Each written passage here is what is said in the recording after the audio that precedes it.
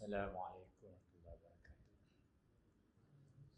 Ila hadratin Nabi Mustafa sallallahu alaihi wasallam wa ila kafatil ulama'il muslimin al-amilin wa khususan ala hadha al-musannif Syaikhulillah lahumul Fatihah.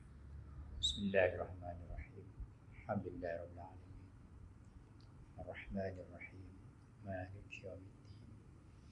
Iyyaka na'budu wa iyyaka nasta'in. Ihdinas siratal mustaqim. Siratal ladzina an'amta 'alaihim ghairil maghdubi 'alaihim waladdallin. Bismillahirrahmanirrahim. Alhamdulillahirabbil alamin wa bihi nasta'in. Wal 'aqibatu lil muttaqin wa la 'udwana illa 'alal zalimin. Wassalatu wassalamu ala asyrafil anbiya'i wal mursalin wa ala alihi wa sahbihi ajma'in. Rabbi shrah lana sudurana wa yassir lana umurana wahlul 'uqdatam min lisanina yafqahu qawlana.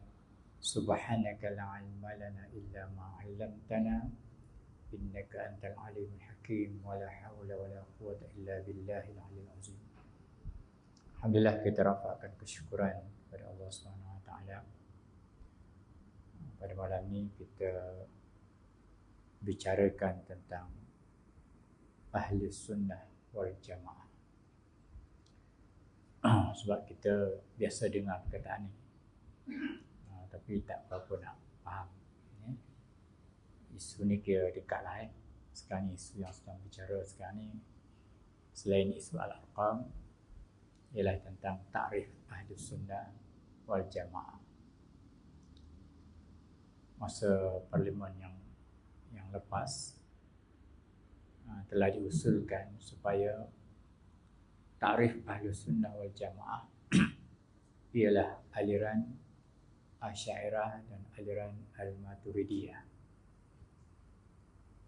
Ini berdasarkan dalam kitab Ittihafus Sadatul Muttaqin. Dinyatakan dalam kitab tersebut, itu syarah kepada Ihya Ulumuddin, idza utliqa ahlu sunnah wal jamaah wal murad bihim al-Asy'ariyah wal Maturidiyah.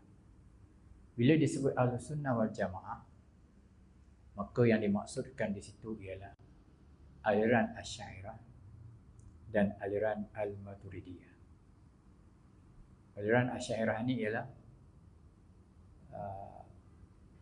rumusan-rumusan akidah yang disusun oleh Abu Hasan Asy'ari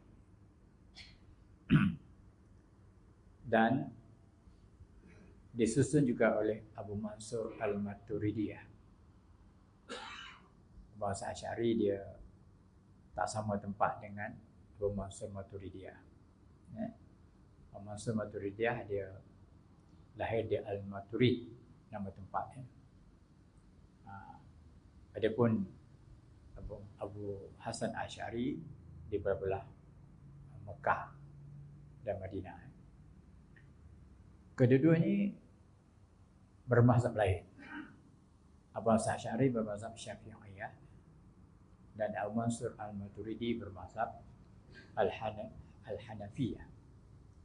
Sebab itu kebanyakan orang bermazhab Hanafi, alirannya ialah aliran Abu Mansur Al-Maturidi. Dan kebanyakan yang bermazhab Syafi'i, alirannya ialah Abu Hasan Asy'ari ataupun Asy'ariyah. Jadi kita ni aliran Asy'ariyah. Aliran Asy'ariyah ni ialah mengemukakan, dia merumuskan akidah berdasarkan kaedah ilmu kalam. Ilmu kalam ni ialah ilmu hujah, ilmu debat. Sebab itu bila kita belajar sifat 20, Allah itu ada, lawan kepada ada ialah tiada. Wajib Allah itu bersifat ada, mustahil Allah itu tiada. Kalau Allah tiada, maka tiadalah kita semua. Sebab Allah itu wajibul wujud, wajib ada. Kita ini mungkinul wujud, mungkin saja ada. Apa dalil Allah itu ada? Kalau secara tafsirnya terperinci, Banyaklah ayat Quran. Qul huwallahu ahad, Allahus samad. Walladzi khalaqakum min nafsin wahidah.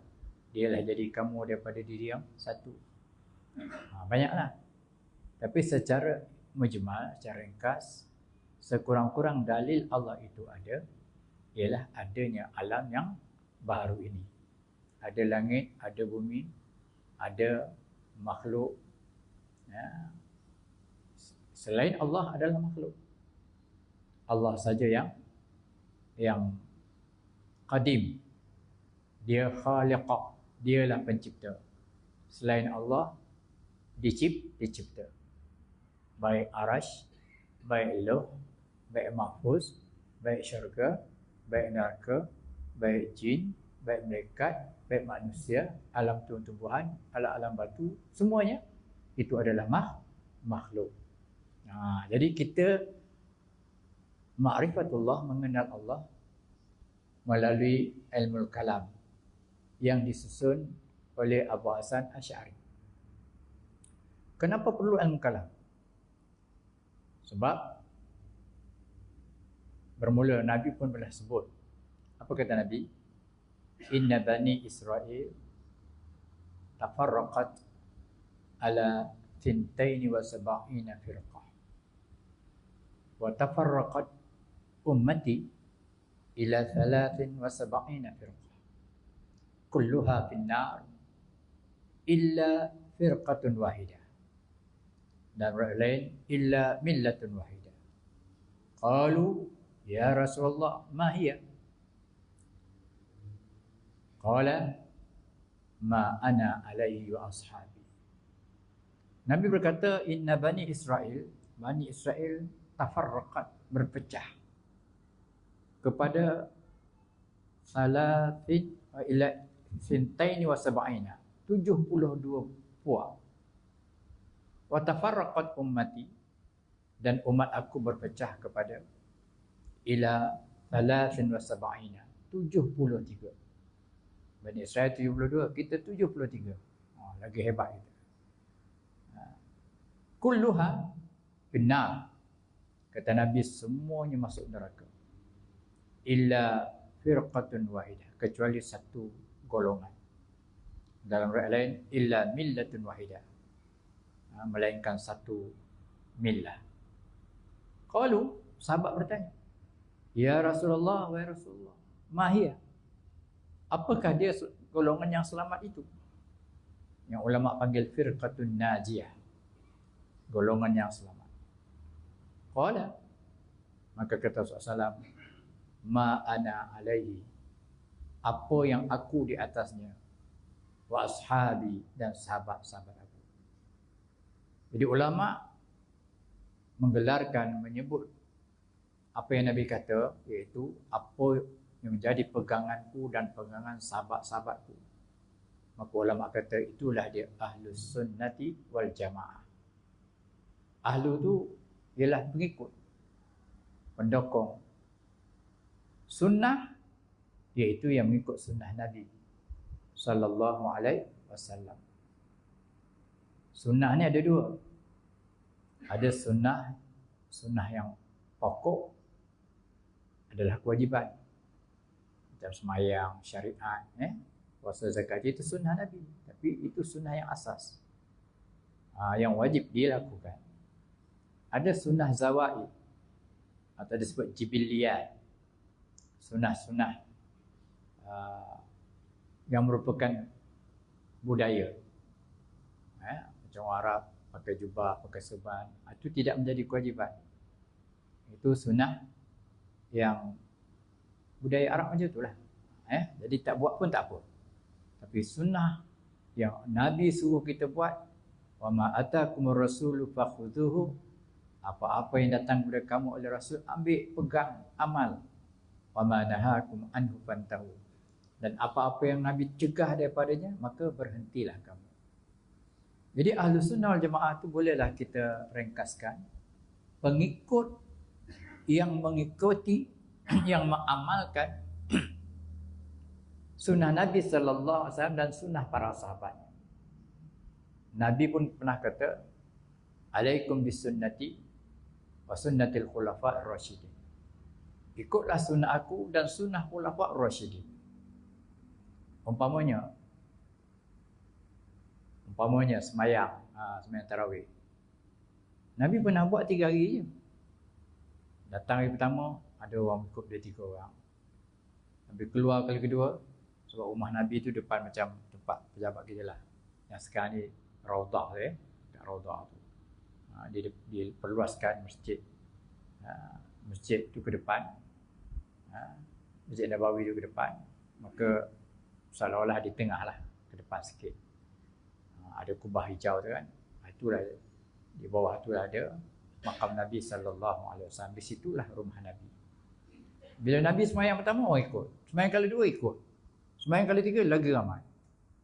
Maka Nabi bimbang, semayang tarawih ni orang jadikan kewajiban, maka Nabi tidak keluar pada hari berikutnya.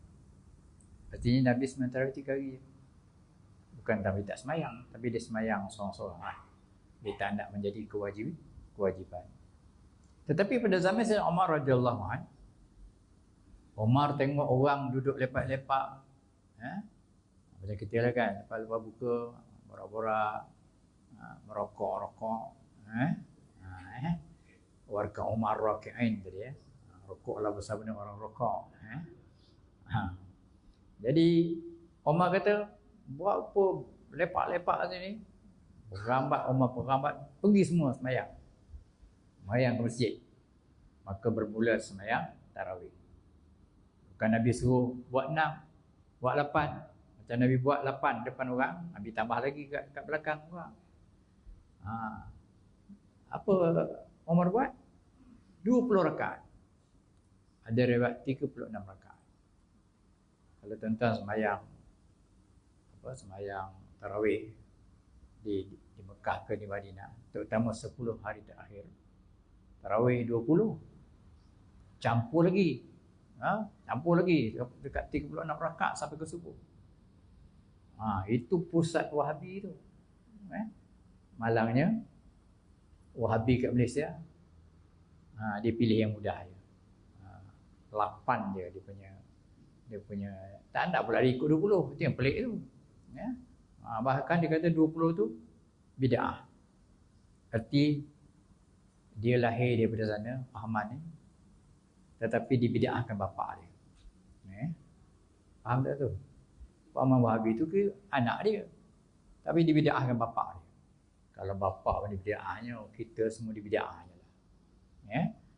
Itu namanya ahli sunnah. Sunnah tu ikut Nabi. Wal jamaah ikut ramai. Jadi ikut ramai. Itu bila kita nak kemukakan RUU Mufti Wilayah, dalam banyak negeri kat Malaysia ni, satu negeri je yang tak puas hati. Tu tetangga tu, satu negeri je yang tak puas hati. Jadi negeri tu jamaah ke minoriti? Jadi yang jamaah kita lah, yang mengamalkan al-sunnah wal jamaah, yang dirumuskan oleh, kalau aliran akidah kita ialah oleh Abu Hasan Asy'ari atau Maturidi. Aliran fiqh kita ialah mazhab Syafi'i. Aliran tasawuf kita ialah Al-Junaid Al-Baghdadi ataupun Al-Imam Al-Ghazali. Ini pegangan kita dalam akidah, aliran Asy'ariyah. Dalam fiqh Asy-Syafi'iyah. Dalam tasawuf Al-Ghazali ataupun Al-Junaid Al-Baghdadi. Jadi kita kena kenal bila bermulanya. Jadi umat ni mula berpecah bila Nabi wafat, dan mula titik-titik perpecahan. Malah masa Nabi hidup pun dah ada manusia yang mendakwa dia Nabi. Musailamatul Kadzab. Dia kata dia Nabi. Bila Nabi dah wafat, teruslah dia makin naik tocang lah dia. Makinlah dia kata dia Nabi. Kemudian dah mula pecah. Bila Nabi wafat je, dah ada orang tak nak bayar zakat. Abu Bakar radhiyallahu anhu mengisytiharkan perang kepada orang yang tak bayar zakat. Sahabat tak setuju. Semua sahabat termasuk Umar pun tak setuju. Umar kata mana ada dalil, mana ada nas. Ini bid'ah. Bid'ah benda baru. Abu Bakar aku tak peduli. Orang tak bayar zakat walaupun seekor kambing, aku perangi dia. Maka Abu Bakar memerangi puak-puak yang tak bayar zakat dan puak-puak murtad. Dan dia terkenal dalam sejarah, sehingga orang berkata, ulama berkata, ar-riddah, kemurtadan hari ini berlaku ialah kerana tidak ada Abu Bakar. Ar-riddatu bila Abi Bakar. Riddah, kemurtadan kerana tak ada Abu Bakar.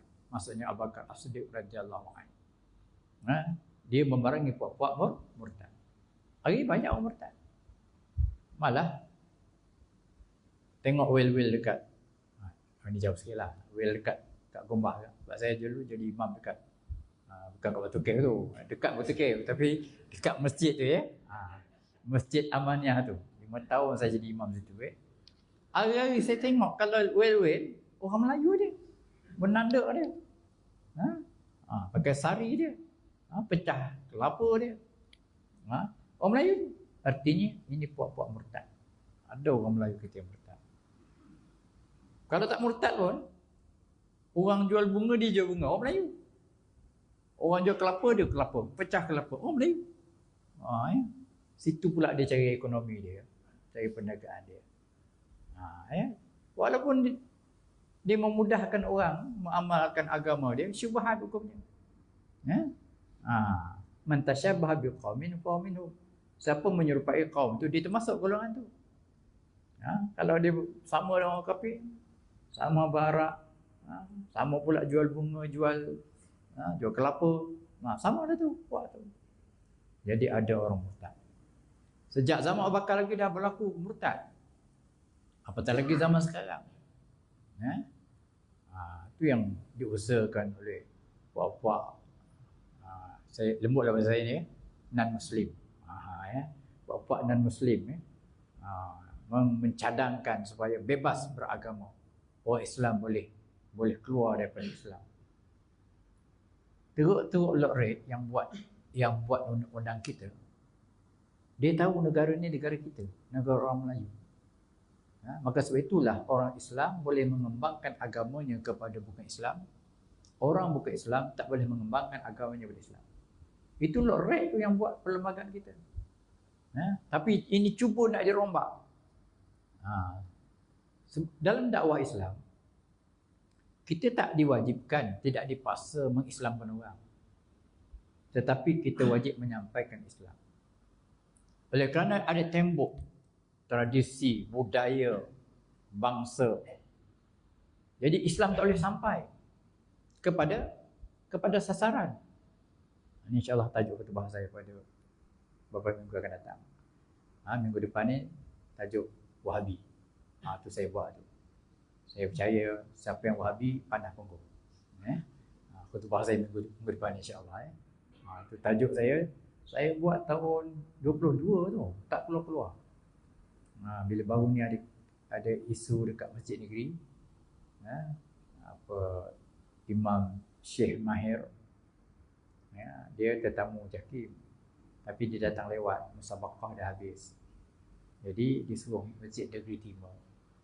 Masjid Negeri Timur lah, tapi hanya untuk sembahyang maghrib. Tapi yang mengiringinya puak-puak Wahab mengiringi dia. Jadi lepas pertama masa maghrib, dia tak baca bismillah. Dah berlainan mazhab yang kita, pada Fatihah. Tapi pada rakaat kedua saya tengok video, dia baca bismillah. Saya ingat dia terlupa katnya. Dia berasa dia berada dekat Mekah. Tak apalah. Tetapi bila kali selepas mayang, patut tak ada agenda ceramah, dia ceramah. Ceramah tu ceramah ialah tauhid 3. Ini pun kena faham. Bila tauhid itu menceritakan tentang tauhid uluhiyah, rububiyah, asma wa sifat, dan dia menolak sifat 20, itu ialah ciri-ciri kewahabian. Dia sifat 20 bid'ah. Jadi dia cerita uluhiyah, cerita rububiyah, Pada mereka, apa salahnya Ustaz? Kita pun belajar juga uluhiyah, rububiyah dan asma' wa sifat. Dan dalam Kementerian Pendidikan pun tak ubah-ubah lagi, masih lagi itu belajar. Belajar sifat 20 ni hanya dalam kurikulum JAIZ saja. Itu pun tak ada huraian yang terperinci, hanya lagu je. Wujud, qidam, itu jelah. Sifat 20 kita belajar. Maka dengan uluhiyah, rububiyah, asma' wa sifat, pada mereka, Abu Jahal, Abu Lahab, orang kafir pun ada akidah. Dia ada tauhid. Cuma tauhid rububiyah. Dalilnya wala in sa'altahum man khalaqas samawati wal arda la yaquluna Allah. Bila kau tanya mereka siapa cipta langit dan bumi, mereka kata Allah. Maka dia kata orang kafir itu lagi kuat imannya daripada kita. Kita dianggap sebagai penyembah kubur. Oleh kerana kita ziarah kubur, dia kata kuburiyun, penyembah kubur. Benda ni ada ya, tentang boleh buka dia punya khutbah, kita punya fatwa ya. Saya tak tahu 20, 18 saya salah ya. Boleh tengok warta. Ada 17 ke 18 perkara khilafiyah yang tidak boleh kita sentuh. Telah diwartakan fatwa itu. Siapa yang melanggar fatwa boleh dikenakan tindakan hukuman. Contohnya tengoklah ya, Google buka fatwa tentang khilaf. Benda-benda khilafiyah. Tapi disentuh oleh Wahabi. Saya kena cerita tertenang ni, susah nak cakap berlapik ni. Dia sentuh perkara ni. Jadi kita tidak menolak cerita uluhiyah, rububiyah, asma' wa sifat. Memang Tuhan ada sifat ketuhanan. Tetapi mereka mendatangkan sifat ketuhanan untuk tujuan menolak amalan-amalan yang menjadi khilafiyah, menjadi furu' dalam usul. Kalau fiqh tu, kalau agama tu ada usul, ada furu'. Furu' tu fiqh, usul tu akidah. Di bawah usul pula ada usul, ada furu'. Ada akidah yang bersifat furu'. Contohnya tawassul. Mereka kata bid'ah, sesat. Anda sedar tak? Setiap Jumaat kita bertawassul. Allahumma inna nas'aluka wa natawassulu ilaika. Tapi pada mereka siapa yang bertawassul syirik. Sebab itu tajuk khutbah saya insya-Allah minggu depan ialah Wahabi dan implikasinya kepada perpaduan ummah. Kenapa anak-anak muda tak ada datang pergi masjid? Di antaranya ialah masjid ada doa bid'ah. Doa lepas sembahyang bid'ah. Masjid ada malam Jumaat bid'ah. Dia tak datang. Lepas tu khutbah pula ada tawassul. Dia tak datang, tak tahulah sembahyang Jumaat kat mana dia. Kalau dia terpaksa dalam Jumaat pun hatinya memberontak. Apa imam ni tawassul ni? Pada mereka tawassul itu syirik. Sedangkan Nabi SAW mengajar bertawassul. Dia tawassul. Tawassul ni ialah Tuhan berkata, ya ayyuhalladzina amanu taqullaha wabtaghu ilaihil wasilah. Wahai beriman, takut pada Allah, dan jalan untuk takut pada Allah tu ialah dengan wasilah. Ada tawassul. Tawassul tu apa dia? Doa kepada Allah menyebut nama Nabi, menyebut para wali, ataupun menyebut orang soleh. Satu orang buta jumpa Nabi, ya Rasulullah, aku dah tak larat dengan buta ni Rasulullah. Nabi kata sabar. Kau doa ya Rasulullah, sembuhkanlah buta aku ni. Nabi kata sabar. Tapi dia tak nak juga doa Nabi. Okey, Nabi kata pergi semayang 2 rakaat. Semayang 2 rakaat. Kau doanya Allahumma inni atawajjahu ilaika bi nabiyika Muhammad Nabiir Rahmah. Doa ni, Allahumma inni atawajjahu ilaika, aku berharap kepadamu ya Tuhan, bi nabiyika, dengan berkat nabimu Muhammad, Nabi rahmah, Nabi yang rahmah. Ya Muhammad, wahai Muhammad, ya, iqdi hajati hadi, tunaikanlah hajat ini. Itu lafaz tu lafaz tawassul. Sama juga tabarruk, mengambil berkat peninggalan Nabi. Rambut Nabi ya, bukan rambut syari, ya. Anda tahu rambut Nabi, janggut Nabi. Ambil tabarruk. Boleh. Malah ini dalam akidah kita, tabarruk dengan orang-orang saleh, doa orang-orang saleh, sama ada yang mati atau yang hidup, apatah lagi para wali, boleh pada akidah kita. Tapi Wahabi syirik, mensyirikkan orang bertawassul, mensyirikkan orang tabarruk, mensyirikkan orang istighasah. Pernah berlaku kemarau, orang pergi ke kubur Nabi, ya Rasulullah, tolonglah kami kemarau ni.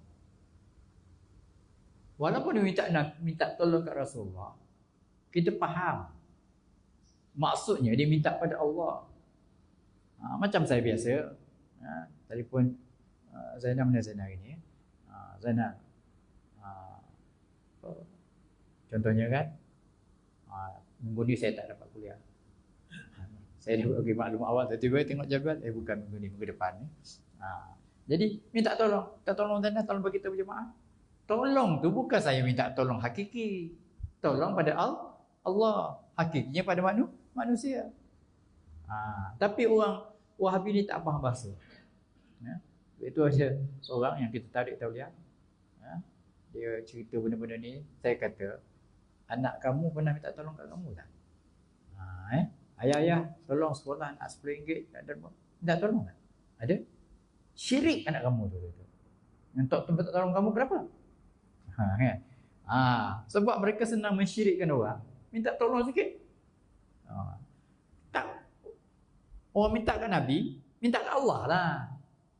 Cuma menyebut nama Nabi kerana Nabi itu orang yang dikasihi oleh Allah. Tentulah orang yang dikasihi Allah ada keutamaannya, ada kelebihannya. Jadi puak-puak awak ini syirik bertawassul, syirik bertabarruk, syirik beristighasah. Dan saya pernah rasanya turunkan zikir-zikir, istighfar, salawat. Di antara juga ya hayyu ya qayyum bi rahmatika astaghis.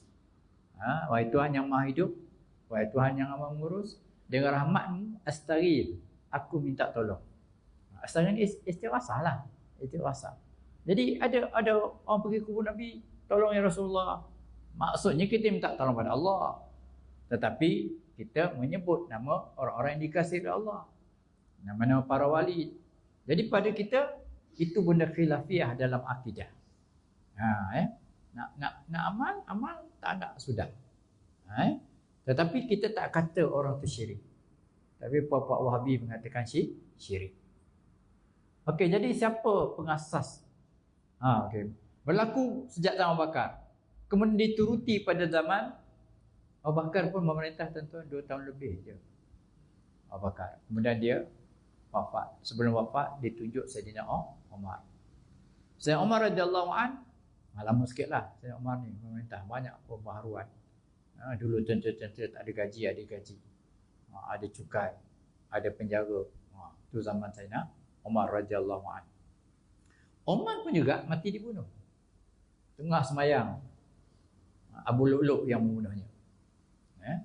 Bapa Yahudi munafik. Semayang belakang Umar. Semayang subuh dan ditikamnya Umar. 6 kali tikam. Abu Lu'lu' yang bunuh. Umar tengok ke belakang, dia tanya sahabat, siapa bunuh aku? Golongan Abu Lu'lu', orang bapa munafik. Alhamdulillah, yang membunuh Umar bukan orang Islam tapi orang munafik. Kemudian orang kejar Abu Lu'lu' ni, tangkap dia lari dan dibunuh 30 orang lagi. Dia 20 orang dia bunuh, yang lain tercedera, yang 30 orang mati. Dan akhirnya seorang sahabat lemparkan kain, tutup kepala dia tak boleh nak lari. Dia pun bunuh diri. Jadi dalam sejarah Islam dah berlaku demikian. Kemudian selepas Abu Bakar ialah Osman. Zaman Sayyidina Osman juga mati dibunuh. Bahaya jadi khalifah ni. Jadi pemimpin ni kena bunuh. Dan akhirnya orang menunjuk Sayyidina Ali radhiyallahu anhu. Pada Sayyidina Ali pula ada pula sahabat lain iaitu Muawiyah yang juga berpengaruh. Bila berpengaruh berlaku pertemuan. Aisyah pun pernah bertemu dengan Sayyidina Ali sehingga melahirkan peperangan Jamal. Kemudian Muawiyah dan Ali berlaku peperangan. Kenapa berlaku perang? Kerana Nabi berkata, "Idza bu'i'al khalifatani faqtulu ahadahuma." Apabila dilantik dua orang khalifah, kena perangi, kena bunuh seorang. Sebab khalifah Islam seorang.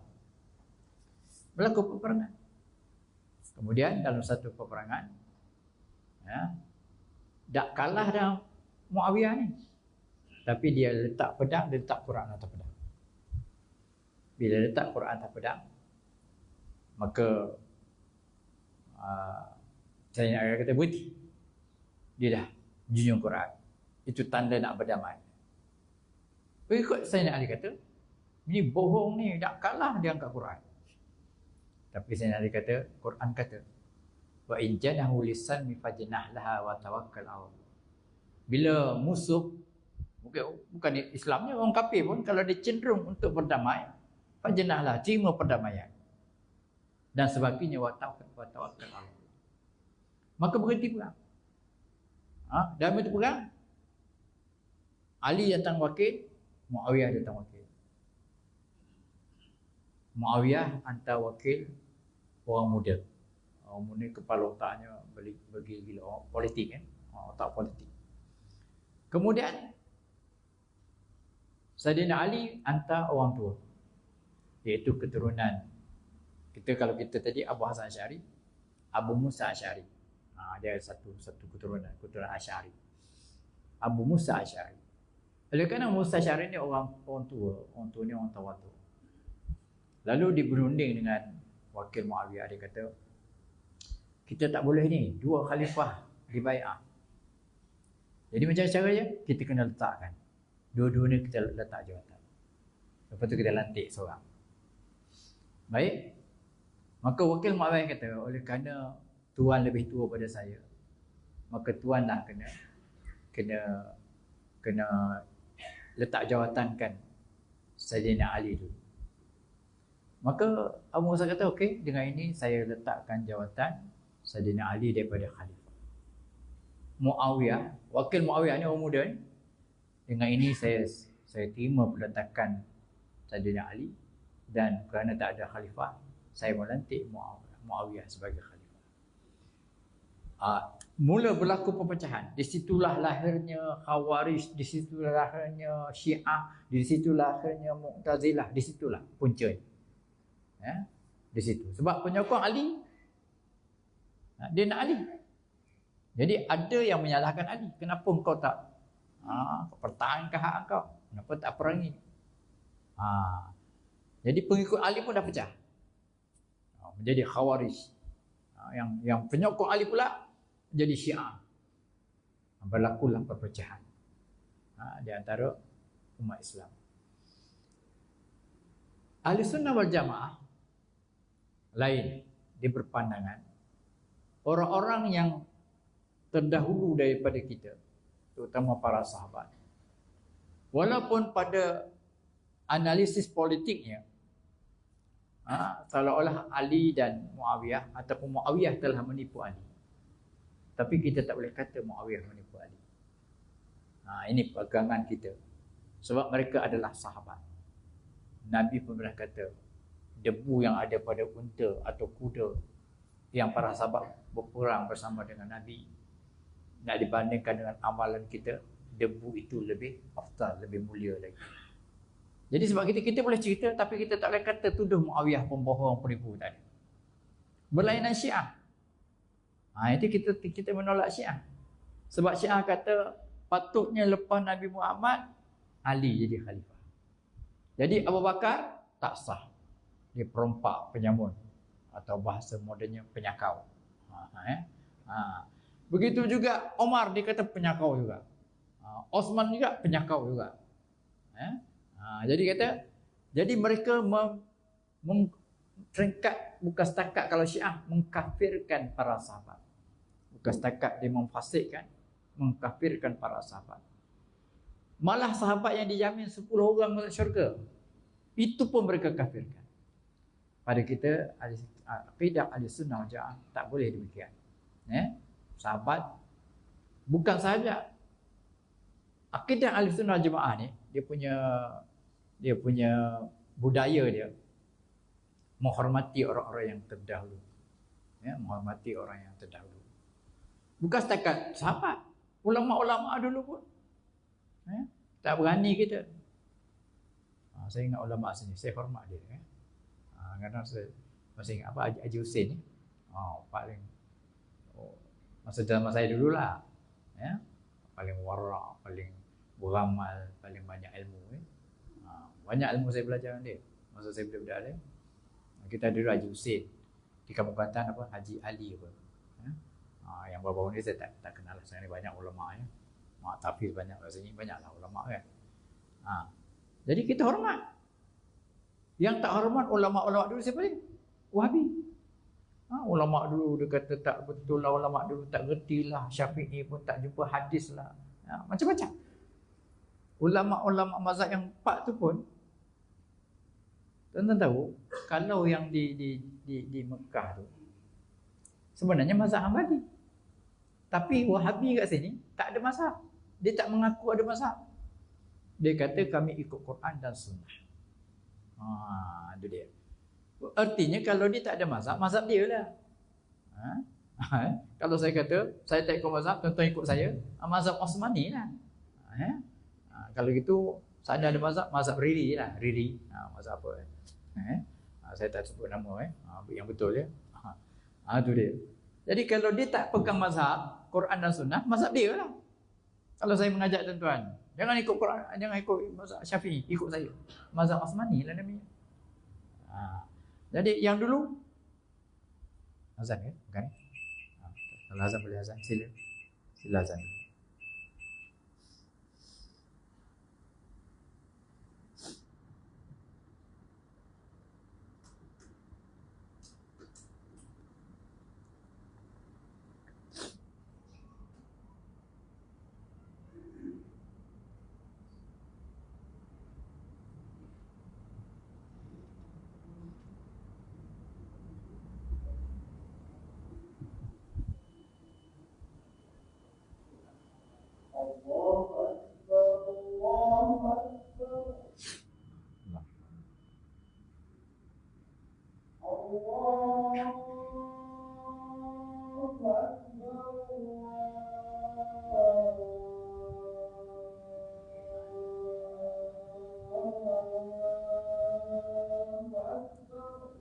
Allahu Akbar.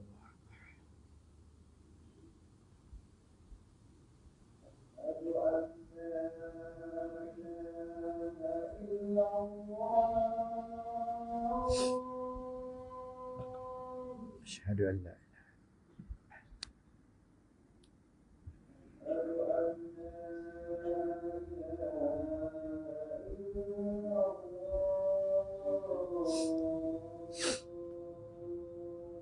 asyhadu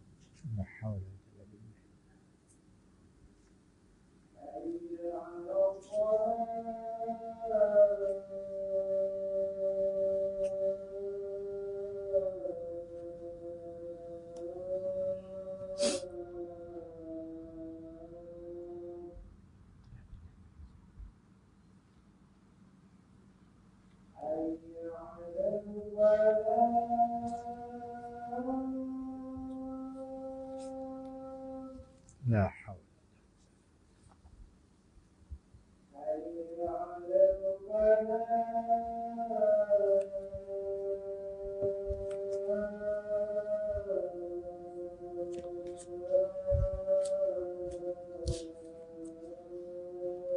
لا حول ولا قوة إلا بالله العلي العظيم.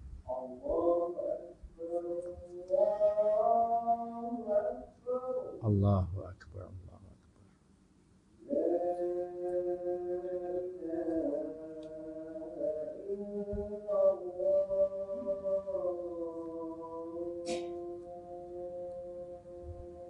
لا إله إلا الله.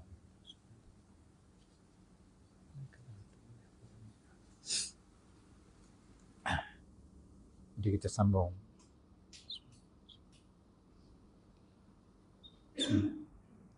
Kita sambung tuan-tuan. Jadi bermula perpecahan itu sedap bila berlaku pertemuan Muawiyah dengan Sayyidina Ali.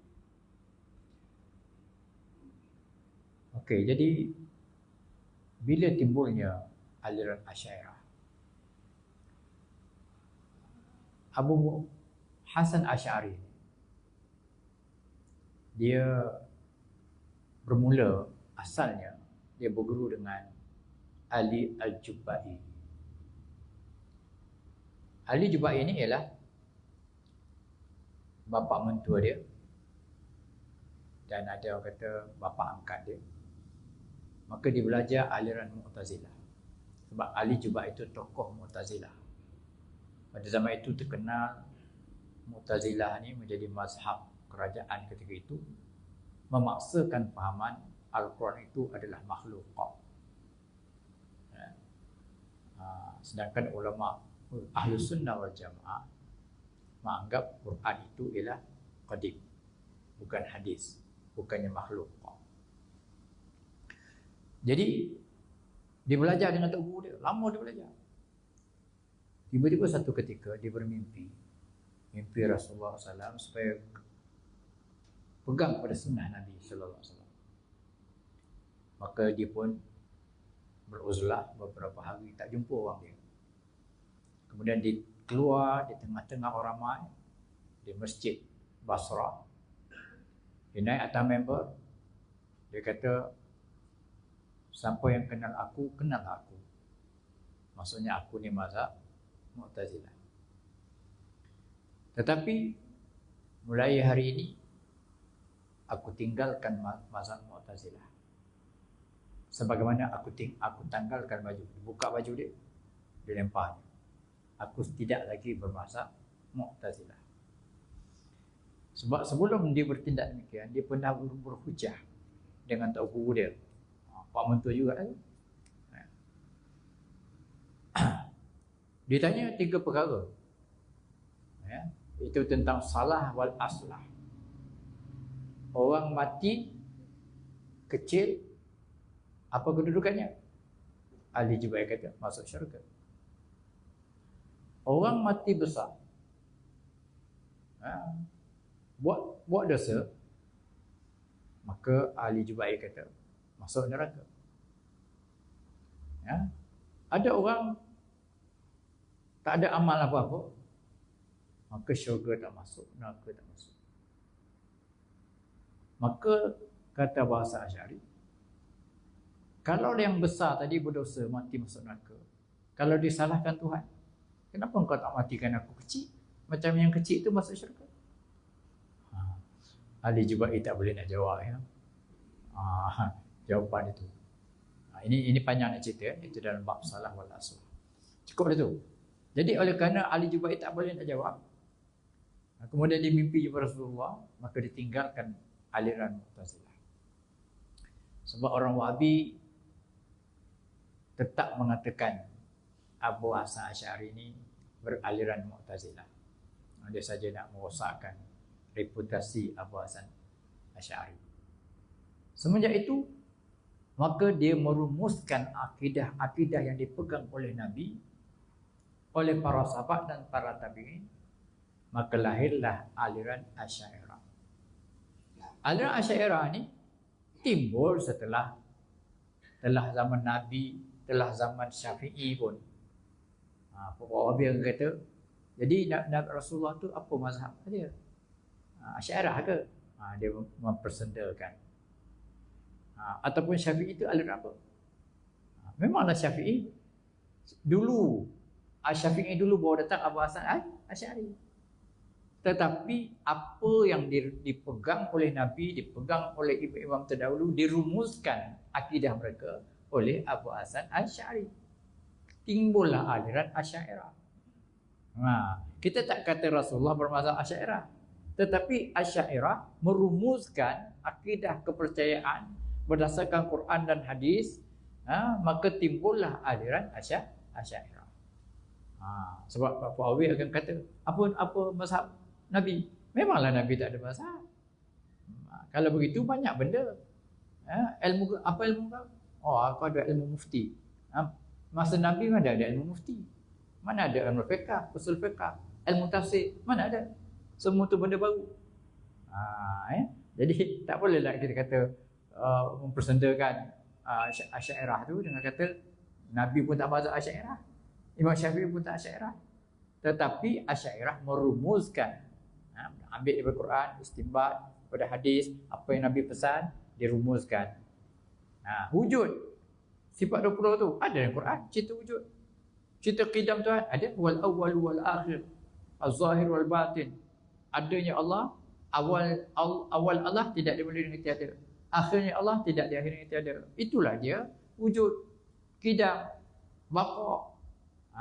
Kullu man 'alaiha fan, semua akan binasa. Wa yabqa wajhu rabbika dzul jalali ikram, akan kekallah zat Allah SWT. Jadi akidah kita ialah dirumuskan daripada Al-Quran dan hadis, pegangan Rasulullah, pegangan para sahabat dan pegangan para tabi'in. Tapi mereka mempersendakan aliran Asy'ariyah. Yang kamu kata pun, kamu pun bukan ikut sunnah betul. Kamu pun ikut aliran Ibn Taymiyah. Bila berlaku pertemuan, dia Imam Ahmad Ibn Hanbal, maka dia ketokohannya lebih dulu daripada Imam Syafi'i rahimahullah.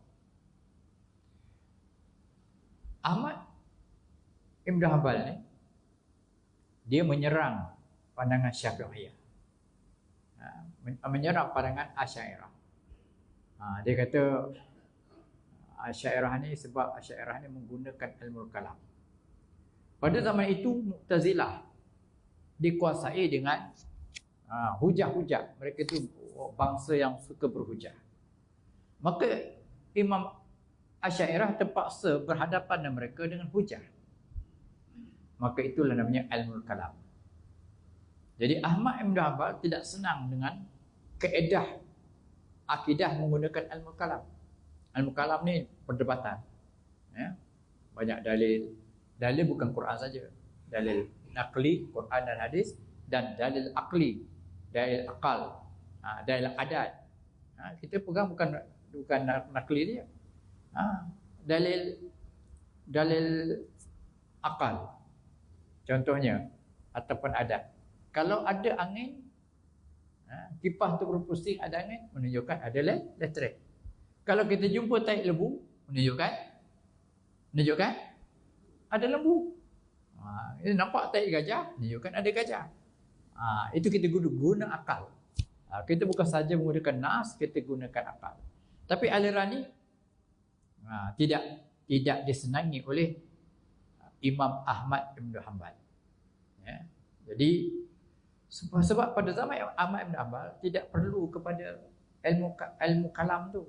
Tapi bila sampai zaman Asy'ariyah, Mu'tazilah berkembang, maka perlu kepada aliran ataupun ada perdebatan-perdebatan dalam bentuk ilmu kalam yang disusun oleh Asy'ariyah. Asy'ariyah ni bukan setakat dia beraliran Asy'ariyah. Banyak ulama-ulama, tokoh-tokoh yang beraliran Asy'ariyah. Di antaranya Haris Al-Muhasibi. Dia pun ulama tasawuf juga. Said Al-Kilabi, Abu Abbas Al-Qalanisi, Ini ulama-ulama dulu. Jadi bila Asy'ariyah menyusun akidah berdasarkan ilmu kalam, maka pada ketika itu mereka Asy'ariyah dapat berdepan dengan golongan-golongan bid'ah akidah. Siapa dengan bid'ah akidah? Iaitu Qadariyah, Jabariyah, banyak lagi, Murji'ah, yang Syiah pun, Rafidah, Syiah dan sebagainya. Maka Asy'ariyah lah sebenarnya mempertahankan akidah Ahlus Sunnah wal Jamaah dengan metod kalam, dengan metod hujah. Saya pun jadi heran, Pak Wahabi dia suka berdebat. Sedangkan debat itu bukan metod dia. Kalau betul kamu metod Ahmad Ibn Hanbal, kamu tak usah berdebat. Saya pun dalam FB saya pun dah masuk dah message nak berdebat dengan saya. Ajak berdebat. Buat apa saya layan orang gila-gila je. Betul, layan orang gila-gila. Ada satu khalifah, dia pergilah tengok lawak tempat orang gila. Dia tengok orang tu pancing dekat beldi. Pancing. Khalifah tu tanya, banyak dapat ikan? Dia tengok khalifah, gila ke khalifah tadi? Mana ada ikan sendiri dia kan? Khalifah yang ada gila. Padahal dia yang gila. Dia layan orang gila jadi gila. Layan orang bodoh jadi bodoh. Sebab tak ada baiknya pun berdebat dengan orang macam ni. Sebab dia akan kekal dengan dia punya pegangan. Saya akan kekal dengan pegangan saya. Jadi buat apa debat? Apa debat? Nak tunjuk pandai je lah. Skill bercakap, skill condemn orang. Kan? Itu je. Jadi tak perlu, puak-puak ni tak perlu kita berdebat. Saya tak layan. Bila tak layan dia hantar pula. Ni kita tak berdebat, kita nak program je. Tak aku layan juga. Jadi kau ulama perlis dah ada, cukuplah. Ulama. Saya pun tak suka orang luar masuk ke Selangor. Macam kat Selangor ni macam tak ada ulama. Banyak ulama, betul tak? Begitu juga negeri dia. Kita taklah masuk negeri dia sebab ulama ada tempat banyak. Hatta Kelantan pun tak payahlah kita pergi dia. Tempat dia banyak ulama. Kelantan, Terengganu, semua negeri ada ulama. Bagi tanggungjawab dia. Kan? Tak payah. Tak payahlah kita nak merentah negeri.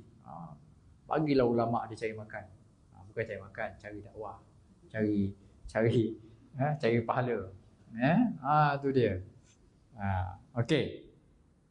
Jadi pada zaman Asy'ariyah, saya punya laptop ni ada masalah.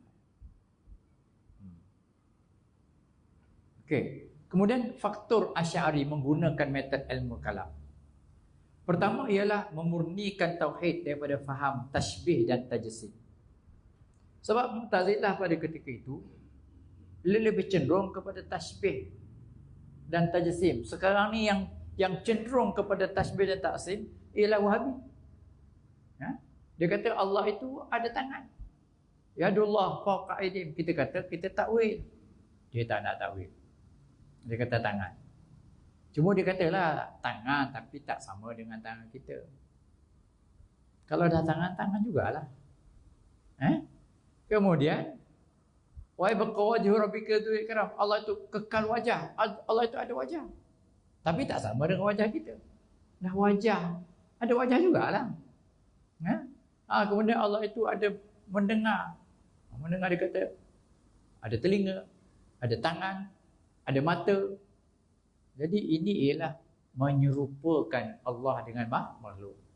Laisa kamitsli syai'. Tak boleh kita samakan. Tidak ada satu pun yang menyamai Allah. Itu tashbih. Satu lagi tajsim. Tajsim ialah Allah tu berjasad, bertubuh. Allah ada kepala, Allah ada tangan, Allah ada kaki, Allah ada macam manusia.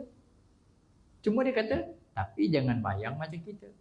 Dah kamu kata bertubuh, macam mana kita tak nak kata tak bayang? Maka oleh kerana itulah aliran Ahlussunnah wal Jamaah, aliran kita kena takwilkan. Takwilkan. Kalau tak takwilkan, kita memang akan imajinasi tentang Allah bertubuh bersama dengan Allah tu. Dan ada pula mengatakan ada berapa meter panjang Tuhan. Ada pula sampai ke peringkat macam itu. Jadi di zaman Asy'ariyah kena berhadapan dengan puak-puak ni, membetulkan Allah tidak boleh ditasbihkan, Allah tidak boleh ditajsimkan bertubuh. Dan aliran tu ada pada golongan sebagian Wahabi. Walaupun dia berlapik-berlapik, tapi nak kata macam mana kalau Allah dah ada wajah, Allah dah ada mata, apa perlunya Tuhan ada pada mata? Apa perlunya Allah ada wajah? Apa perlunya? Sebab itu kita belajar wahdaniyatu Allah. Allah tu Esa. Esa tu tak ada yang menyerupai dengannya. Esa Allah itu tidak ada terbahagi-bahagi di punya tubuhnya. Zatnya. Kita terbahagi, ada kepala, ada tangan, ada dada, perut. Allah tidak begitu. Tapi kalau kita dah kata Allah ada tangan, wallahu yaqbidu biyamini, Allah genggam bumi dengan tangan kanan. Allah ada tangan kanan. Kalau ada tangan kanan, ada kiri tak? Mestilah ada. Kalau Allah dalam hadis Allah kalau kita buat amal wajib dan sunat, ketika itu Allah kata kuntu sami'al ladzi yasma'u bih, akulah pendengaran yang dia mendengar dengannya, akulah penglihatan yang dia melihat dengannya, akulah yang kaki yang dia berjalan dengannya. Maka ada pula mereka kata Allah tu ada kaki. Kemudian ada hadis turun daripada langit, Allah tu turun, dia boring duduk dekat arash, dia boring, dia turun bawah, tengok hamba dia, bila dia boring dia naik atas balik. Ini kita boleh tengok dekat FB, kenyataan tokoh-tokoh Wahabi ni, baik di Malaysia baik di Indonesia, sama je. Sampai tak berani nak katakan arash itu baharu, tak berani. Dia kata saya tak berani. Ini tokoh Indonesia tak berani nak kata, sebab Allah duduk di arash. Jadi saya tak berani nak kata arash itu baharu. Kita Allah saja qadim, selain Allah adalah baharu. Ini akidah itu kita belajar sifat 20 tu. Kita belajar sini Imam sifat 20 dia kan. Belajar. Okey. Jadi fahaman tersebut yang mengatakan Allah tu serupa, Allah berjisim, bercangkah dengan akidah Ahlussunnah wal Jamaah. Beza dengan Ahmad Ibn Hanbal yang kebanyakan menjadi rujukan Wahabi, ialah Ahmad Ibn Hanbal tak suka dengan takwil. Jadi iman orang dahulu bolehlah kata Allah ada yad, tapi jangan terjemah, jangan tafsir. Sekarang bila yad, mau tak mau kita terjemah, ada tangan. Kalau Arab tak apalah, Allah ada yad, cukup, full stop. Kita Allah ada tangan, tapi tak sama. Macam mana kita nak terima? Bila kita tafsirkan Quran, terjemah pada bahasa lain, maka terdedah kepada makna yang tidak tepat. Jadi sebab itu kita lebih baik, lebih cermat kita mentakwilkannya. Sebab ada ayat Quran, yauma yusyaqu an saqin, pada hari dibuka betis. Dah ayat-ayat macam ni kalau kita takwil kan, seolah-olah Allah ada betis. Padahal bukan cerita betis, cerita hari kiamat. Sesuai dengan uslub bahasa Arab. Kita pun ada bahasa kiasan kan. Maka Arab pun bahasa Quran lagi lah. Lagi banyak kiasan dan lagi banyak dia punya pecahan-pecahan dia. Okey, pada zaman Izzuddin Abdul Salam, iaitu sebelum Ibn Taymiyah 600 tahun lebih, Izzuddin Abdul Salam mengatakan kelompok Hasyawiyah ini yang anti takwil sebagai mempersamakan Allah dengan makhluk.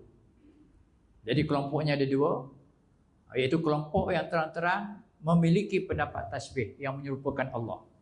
Kelompok yang kedua yang menutup diri dengan mazhab salaf demi kepentingan kebendaan. Jadi dia tak anda terbuka, tak nak terima takwil kerana ada kepentingan.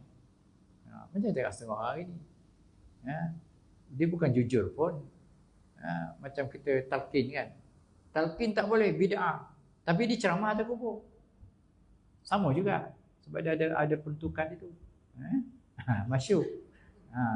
Sama juga Maulid Nabi kan, dia kata bid'ah, sekarang tak bunyi dah bid'ah sebab orang tak panggil dia ceramah. Panggil dia sini, datang dia. Saya tidak sambut Maulid, saya cuma cerita Rasulullah, sirah Rasulullah. Sama lah tu. Aku ceramah pun cerita sirah Rasulullah juga. Nampak? Jadi benda tu kalau kena tak kena pada dia, bid'ah. Kena pada kita bid'ah. Pada dia harus, boleh. Dia tukar istilah aja. Talqin tak boleh, tapi boleh ceramah atas kubur. Sama. Sekarang dah banyak imam-imam muda terpengaruh.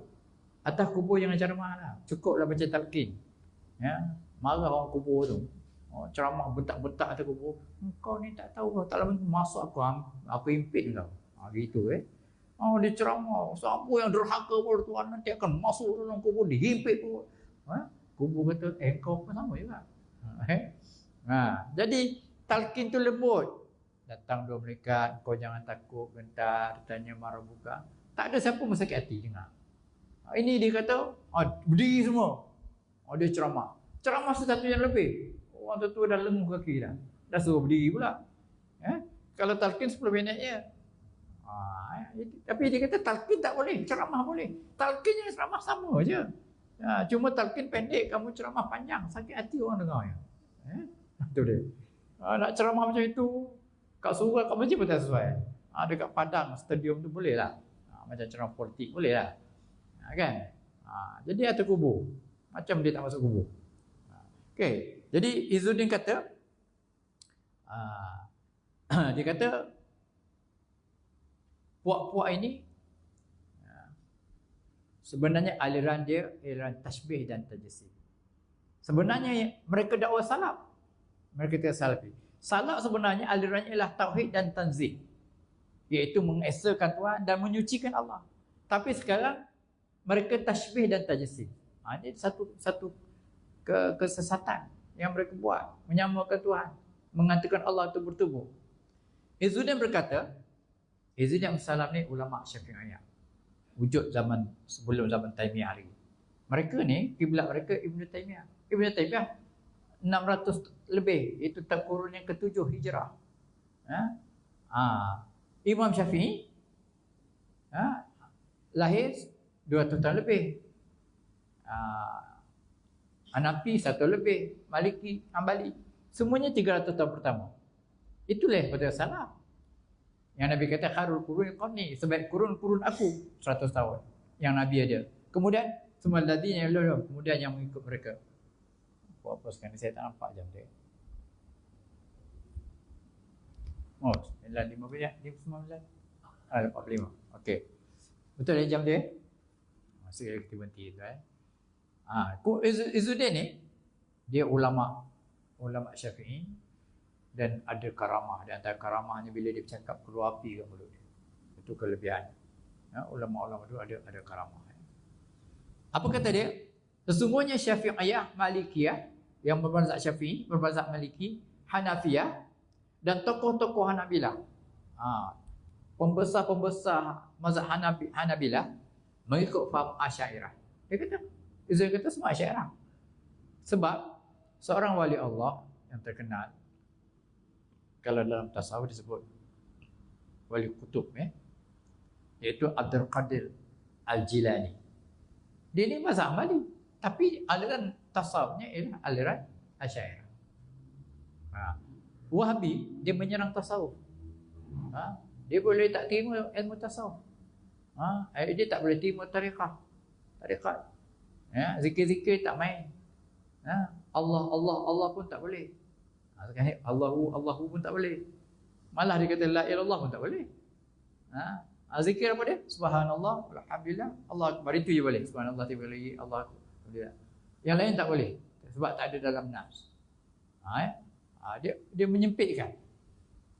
Jadi semuanya bid'ah. Dan bid'ah pada mereka kullu muhdatsatin bid'atun. Semua benda baru bid'ah.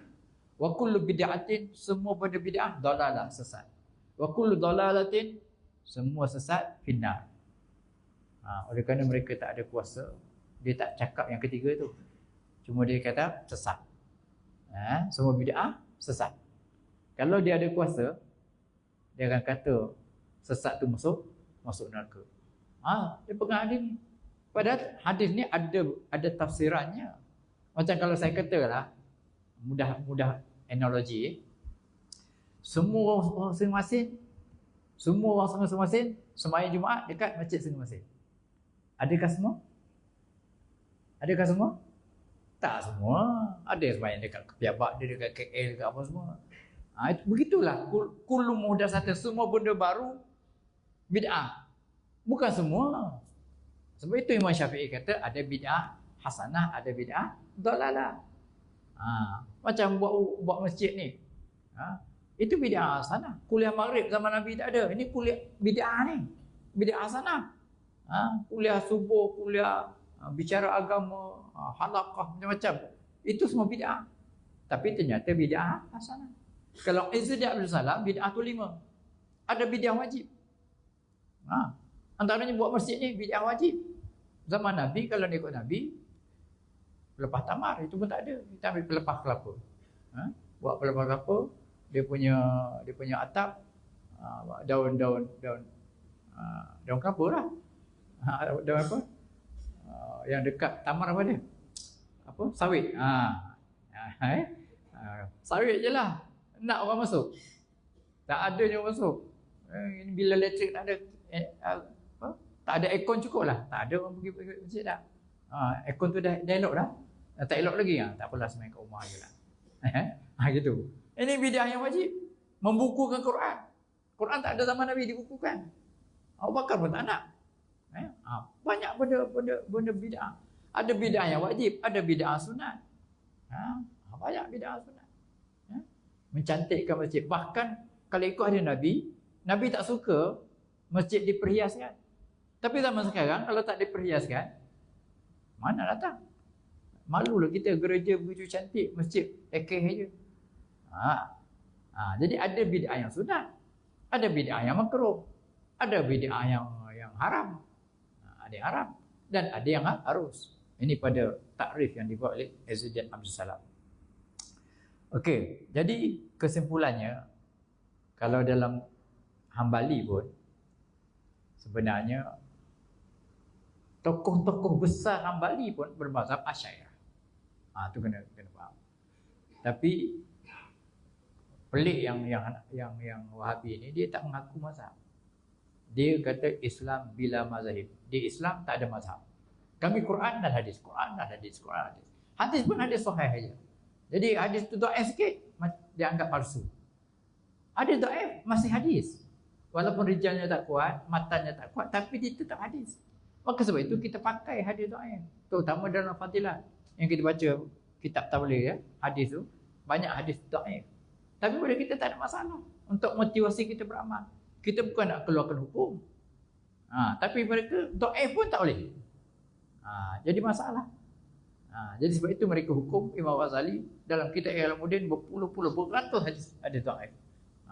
Dan mereka tolak. Tak boleh. Hadis dhaif tetap hadis, bukannya maudhu', bukannya palsu. Ni pandangan mereka. Asy'ariyah adalah tokoh kebenaran. Ilmunya memenuhi timur dan barat. Semua seluruh dunia banyak bermazhab Asy'ariyah. Mereka memberikan kebaikan. Jadi golongan Asy'ariyah banyak buat kebaikan kepada dunia. Ilmu dan agama kepada segenap manusia. Mereka adalah kelompok ahli hadis. Dalam Asy'ariyah ada ahli hadis. Yang peliknya ahli hadis golongan Wahabi yang pelik sikit. Dia menentang fiqh, menentang tasawuf. Menganggap ulama-ulama tak reti hadis. Pada tempat lain kita ada Maulana Hussein, orang tua pakar hadis. Tak ada pula dia menyerang orang lain. Tapi Wahabi je. Ahli hadis Wahabi mengata aku pakar hadis. Tu dia. Sebenarnya sekarang ni tak payah pakar, tuan-tuan boleh jadi pakar hadis. Nak cari hadis Google je. Keluar semua. Tuan-tuan nak cari hadis mengenai apa? Hadis mengenai kelebihanmu.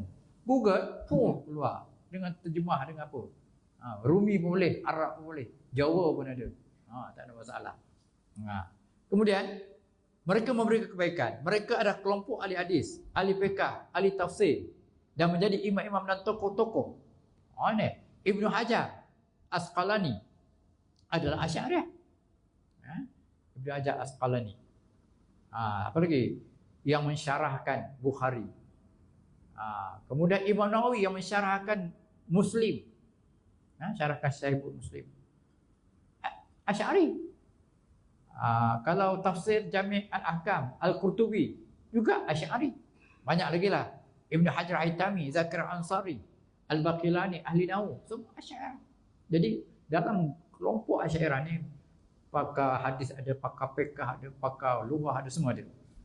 Kita mengajak semua umat Islam supaya tidak mudah anggap sesat terhadap umat Islam dan tokoh-tokoh mereka. Sebab banyak puak-puak Wahabi ni menyesatkan. Tapi diorang berpelik. Ada seorang tokoh tu. Satu masa dia kata, sifat 20 ni tak guna, sesat, membuang masa, jangan belajar lah. Tapi dalam video lain, dia kata bila pula kita menyesatkan sifat 20. Ini puak munafik ni. Cakap sini lain, cakap sini lain.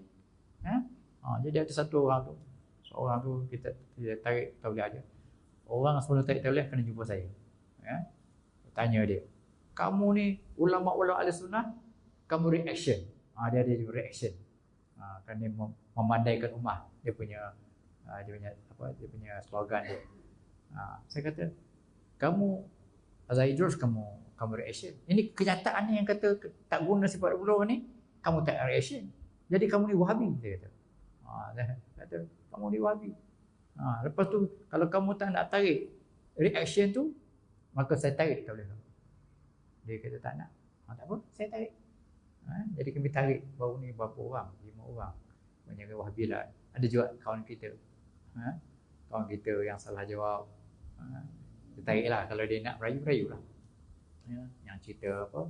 Nabi first love dengan Ummu Hani. Tuan-tuan dengar itu pun kita tarik juga. Walaupun orang kita. Dia salah. Jadi tuan-tuan, sekadar itulah sedikit daripada pencerahan saya kepada aliran Asy'ariyah dan siapa dia Abu Hasan Asy'ari. Kita kena mendalangi sebab ini kita ketua Ahlussunnah Wal Jamaah. Banyak orang kata sebab khutbah akan datang kita banyak sebut Asy'ariyah dan Maturidiyah. Jadi banyak orang kata kami pun tak kenal apa dia Abu Hasan Asy'ari dengan Maturidiyah. Dia sebelum tuan-tuan dengar khutbah kita Jumaat depan, dengar cerita saya dulu supaya tuan-tuan dapat menjiwai khutbah. Jadi khutbah tajuknya Wahabi dan implikasi terhadap kesannya kepada perpaduan ummah. Memang kerahlah khutbah dia. Pengarah saya pun begitu ya. Ustaz Osman kalau dia khutbah kerah bahasa dia tadi. Jadi kita bawa dalam panel ni untuk melembutkan ini. Atau pulanglah. Yang penting kebenaran mesti disampaikan. Saya kata kebenaran mesti disampaikan. Kalau kita berdiam diri, banyak ada orang kita dah lupa aliran akidahnya, terpengaruh dan sebagainya. Mudah-mudahan manfaatnya. Bismillah, alhamdulillah, wassalatu wassalamu ala rasulillah. Ya Allah, ya Rahman, ya Rahim, bantulah saudara kami di Palestin, ya Allah. Pada 2 minggu sudah, ya Allah, saudara kami di Lebanon, ya Allah, dibom, ya Allah, puluhan ribu, ya Allah, kini hampir ratusan ribu, ya Allah, dikorbankan syahid, ya Allah. Ya Allah, lindungilah mereka, kasihlah mereka, ya Allah. Pada minggu sudah, ya Allah, di sebuah hospital yang masih di bawah kemah-kemah pelarian, ya Allah, Israel laknatullah membakar kemah mereka, hidup-hidup mereka. Kami menampak tangan-tangan mereka melambai-lambai, ya Allah. Yang tidak dapat kami bantu, ya Allah, hanya bantuan-Mu, ya Allah. Kasihlah mereka, ya Allah. Hentikanlah peperangan ini, ya Allah. Berilah kemenangan kepada Islam, ya Allah. Pulihkan kedamaian negara mereka, ya Allah. Pulihkan tempat tinggal mereka, ya Allah. Pulihkan Masjid Al-Aqsa, ya Allah, kembali kepada tangan umat Islam, ya Allah. Menangkanlah kami di atas orang yang kafir, ya Allah. Menangkanlah kami di atas Israel laknatullah, Yahudi, ya Allah, Zionis dan sekutu-sekutunya, ya Allah. Wa sallallahu alaihi Muhammad wa ala alihi wa sahbihi ajma'in walhamdulillahi rabbil alamin. Bismillahirrahmanirrahim. Assalamualaikum